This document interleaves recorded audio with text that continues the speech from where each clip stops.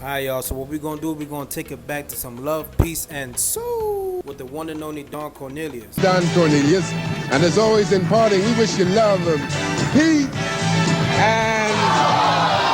For those who don't know, Soul Train was one of the most iconic shows to ever air on television. We're gonna take it back to the 60s and 70s on how he got his career started. Born on September 27, 1936 in the streets of Chicago. Now, before Soul Train even started, he first fought in the Korean War, then came back to become a Chicago policeman. After that, he quit and decided to take a 3-month course in broadcasting. He also started working at the WVON in Chicago, where he became a news broadcaster. It was during this time where he decided to launch Soul Train, but before that even happened, the inspiration came from the civil rights movement. Now, what people may not understand is during the 60s, it was very tough for black people because everything was just so divided. He saw that black entertainers weren't getting the recognition that they deserved, also there wasn't even a platform for them. When you had artists such as Marvin Gaye, James Brown, The Temptation, and more, it really felt like something needed to be done. In 1970, he finally launched his Soul Train. When it was launched, it was local, so everybody did tune in around the surrounding areas.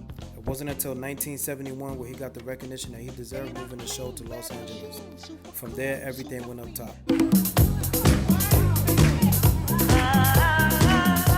The show was a huge success as everybody came to visit. But despite the show having a lot of success, there was also some downside to it. Now, what a lot of people may not know, the dancers who did attend the show did not get paid for it. Sometimes it got so bad that they tried to reconcile with giving them chicken or perm. This was a big deal because everything was just so Afrocentric at the time and they wanted to perm their hair. Of course, the dancer did not fall for it and some of them quit. Now, this wasn't on Cornelius, but of course, this was behind the scenes. It lasted from 1970 all the way to 1993. In 2008, he sold the show to Mad Vision Entertainment.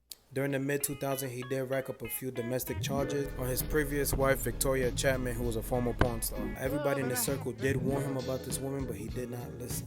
Not long after that, she divorced him and she took her for everything he got. Sadly, on February 1st, 2012, Don Cornelius was found dead in his Los Angeles home with a self-inflicted gunshot wound. He was 75 years old. R.I.P. to one of the greats, and love, peace, and soul. How she can make it right, yeah. Happiness is when you really feel good about somebody. There's nothing wrong being in love with someone.